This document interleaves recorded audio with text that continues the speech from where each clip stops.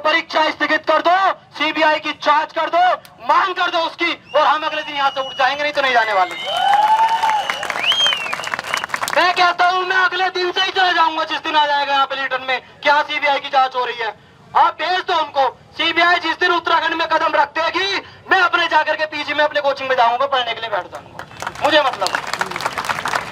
दूसरे कहते हैं कि बॉबी पवार और राम कंडपाल बुला रहे हैं, नकल जिहादी हो गए हैं। तो मेरे भाई साहब ये बताओ, एक बेरोजगार को मैं अपना बताता हूँ, मैंने एलएलबी किया, मैं देहरादून आया सरकारी वकील बनने के लिए। एक पद होता है एपीओ, सहायक अभियोजन अधिकारी का, 2021 में भर्ती आई भैया इसकी। 2021 में 63 पर 63 सब अलाउ होते हैं उसमें, उत्तर प्रदेश का, झारखंड का, सबका डाल सकता है, केवल 63 पद थे उसमें 2021 में। आंखें तरस गई कैलेंडर में लोक सेवा आयोग के उस भर्ती को देखने के लिए। भाई साहब इन्होंने भर्ती नहीं दी, मजबूरन मुझे वीडियो की तैयारी करनी पड़े, और वीडियो की तैयारी के बाद इन्होंने मुझे सड़क पर लाके खड़ा कर दिया। तो ये जो कहते हैं कि बॉबी पवार राम कंडपाल, अबे हजारों बॉबी पवार और राम कंडपाल तुम बना रहे हो यहाँ पे, तुम बना रहे हो बॉबी को। अगर बॉबी पवार राम कंडपाल यहाँ बने हैं तो अपनी मर्जी से नहीं बनी, उन्होंने नहीं सोचा होगा 7 साल बाद क्या आंदोलन करेंगे, तुमने बनाया उनको, और तुम नया वही बड़ा पवार बना रहे हो अपने लिए। क्या फिर शासन तुम्हारा खोखला तंत्र जिम्मेदार है इसके लिए? तुम बना रहे हो, तुम ला रहे हो उनको सड़कों पे। हम घर से निकलते हैं सपना लेकर के, कोई यहाँ निकलते पेरेड ग्राउंड में जाकर के बैठ जाऊंगा, घर से निकलते हैं जाएंगे नौकरी लेंगे। फिर तुम कहते हो गरीब आदमी क्या कहता है, यार गरीब को इंसाफ नहीं मिलता। गरीब को इंसाफ क्यों मिलेगा न्याय विभाग में? न्याय विभाग में जो लड़का तुम्हारे सरकारी वकील के लिए लड़ सकता था, मैं डिजर्व करता था उस नौकरी को, मैं कंप्लीट करता उसमें, वो सड़कों पर पड़ा है तुम्हारे लिए। जब सरकारी वकील नहीं मिले, गरीब को इंसाफ कहां से मिल जाएगा? कम से कम मुझे प्रतियोगिता का अवसर तो दे दो, भर्ती दे दो। और देखो यूके SSSC पे ना 2018 से मैं कंपटीशन में आया, मुझे कभी भरोसा ही नहीं था, कभी नहीं भरोसा यूके SSSC आयोग पे, मैंने कभी विश्वास नहीं किया दिल से, मैं सच बता रहा हूं आपको। यूके SSSC भाई साहब वो लड़की है जो हमेशा धोखा देगी।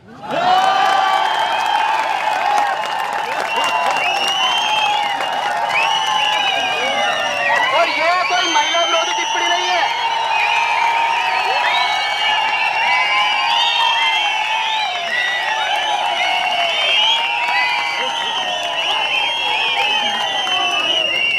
और ये कोई महिला विरोधी टिप्पणी नहीं है।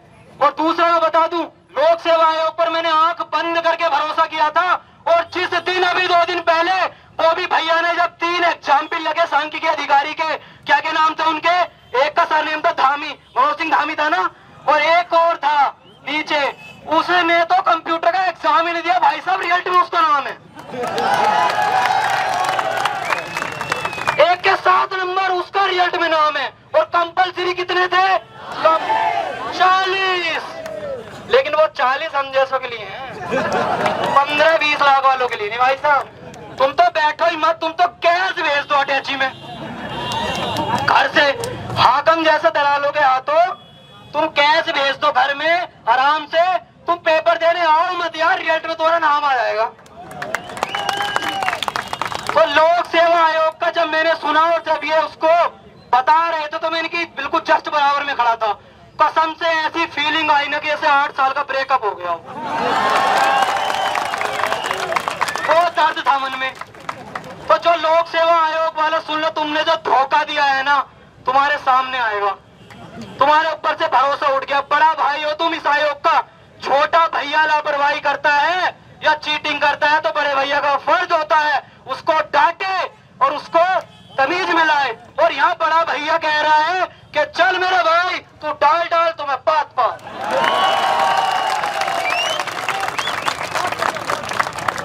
ये हालात हो गए हैं।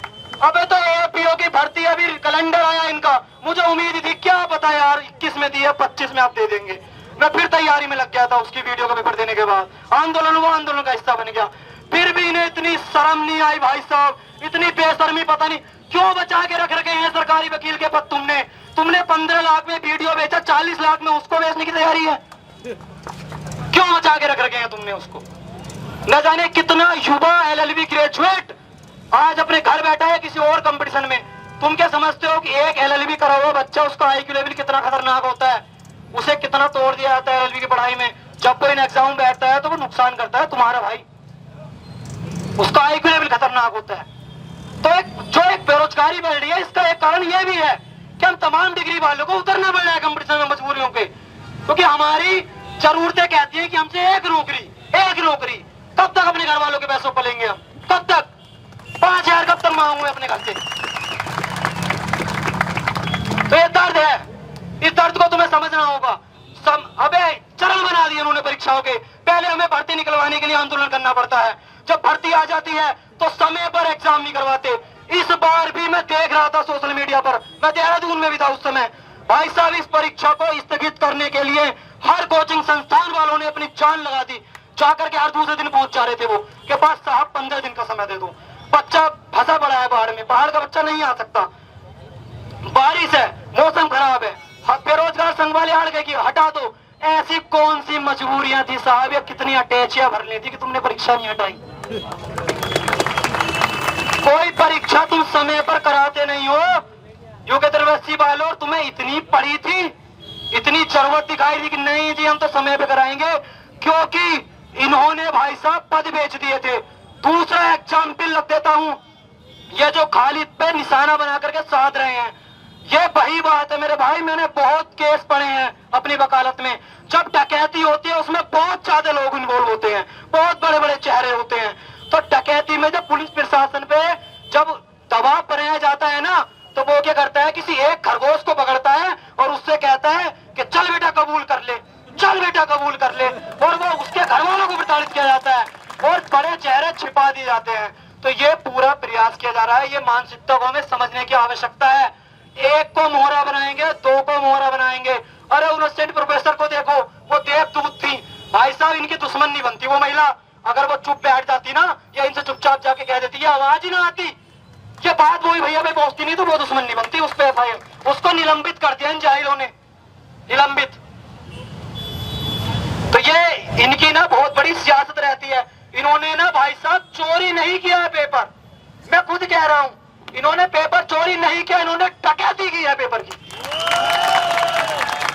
और डकैती में जो बड़े चेहरे हैं, इसलिए सीबीआई नहीं लाना चाह रहे हैं, क्योंकि डकैती में जो बड़े चेहरे हैं ना, उनको ये छिपाना चाह रहे हैं। और जैसे ही मैं फिर आपसे 100% कह के जा रहा हूं, सीबीआई भी आएगी, जांच करेगी, बड़े चेहरे आएंगे, ये कुछ ना कुछ मुद्दा ले आएंगे निकाल करके।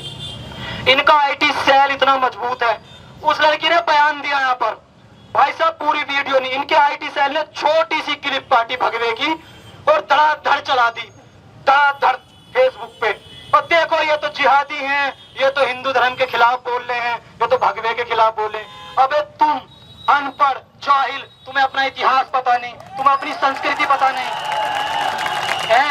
अबे धर्म और जात को सहारा लेकर के पहुंच के तुम सत्ता में, तुम सिखाओगे मैं सनातन धर्म का सम्मान? तुम सिखाओगे? हमने भगवे का इतिहास पढ़ा है, मैंने संभाजी महाराज को पढ़ा है, मैंने शिवाजी को पढ़ा है, तुम बताओगे मैं भगवा करके क्या होता है? तुम ठेकेदार हो भगवे के? इनकी आईटी सेल छोटी सी क्लिप काटती है और चला देती है, ऐसी क्लिप काट के भाई साहब ब्रेन वॉश करते हैं लड़के का, लड़की का, किसी का भी। अंधभक्त तैयार करते हैं इन्होंने अपने, और वो अंधभक्त तुम्हें 8वीं फेल अंधभक्त ना चौराहे पे इतिहास बताता हुआ मिलेगा। और मजे की बात यह है, उस अंधभक्त का बेटा भी सड़क पे बैठा हुआ मिलेगा रोजगार के लिए। तो इनकी जो ये रणनीतियां चला रही है, और पत्रकारिता, मैं सम्मान करता हूं पत्रकारिता का, लेकिन मुझे एक गर्व है, पिछले 6 साल से मैंने कोई भी नेशनल न्यूज चैनल नहीं देखा, कोई भी नहीं। सोशल क्षेत्रीय पत्रकारिता मुद्दा उठाती है। अभी 2 दिन पहले जब वो पत्रकार पे हो रहा था, बात हो रही थी, यहाँ पे मुद्दा छिड़ा था, भाई साहब पीछे पता है क्या सवाल पूछ रहा था?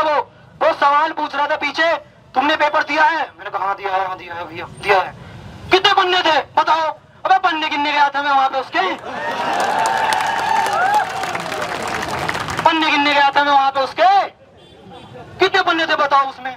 अबे जब एक, तुम क्या समझोगे यार अभ्यर्थी का दर्द, हमसे पूछो भाई साहब। जब हम जाते हैं ना और क्वेश्चन में लिखा हुआ होता है कि निम्नलिखित में से कौन सही नहीं है, तो हमें नहीं को भी बड़े ध्यान से देखना पड़ता है।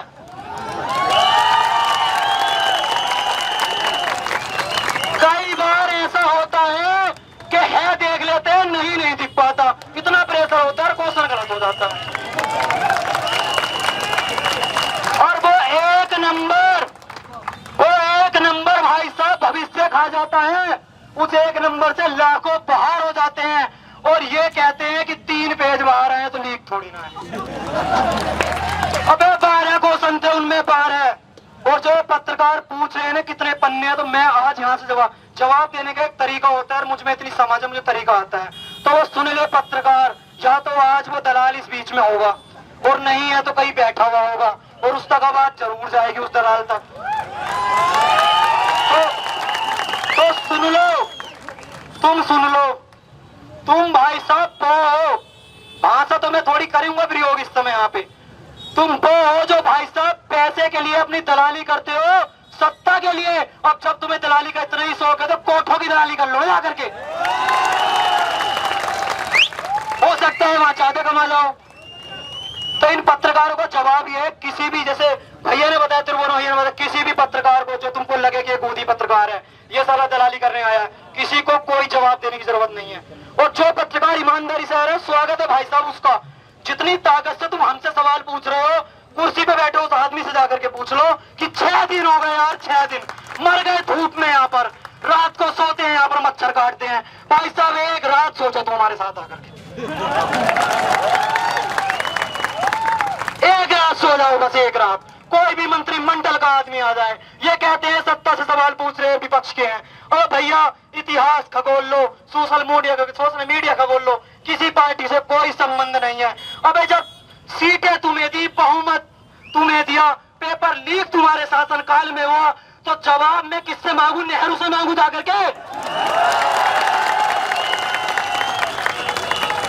क्या कह दूं कि इसके लिए भी जिम्मेदार नेहरू है? क्या पाकिस्तान के आगे तो भैया पेपर लीक करा गए? बहुत करते हो तुम नेहरू पाकिस्तान। उन मुद्दों में तुम जाने नहीं चाहते। हमारी 4 मांगे हैं, आंखें खोल के पढ़ लो इन पत्रकारों के माध्यम से, और अगर नहीं दिख रही हो तो चश्मे का नंबर बढ़वा लो। अगर ऐसे ही आंदोलन चलता रहा ना, तो तुम्हें कुर्सी का डर है भाई साहब, वो होगा जो नजारा देखने लायक होगा।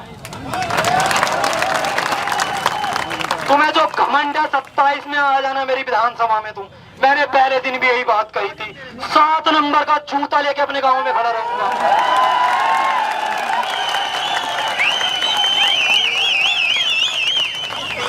तुमने जो मेरे 4 साल भाई साहब, इन्होंने लोकसभा आयोग ने भर्ती नहीं दी है, तुमने 4 साल मेरे बर्बाद कर दिए।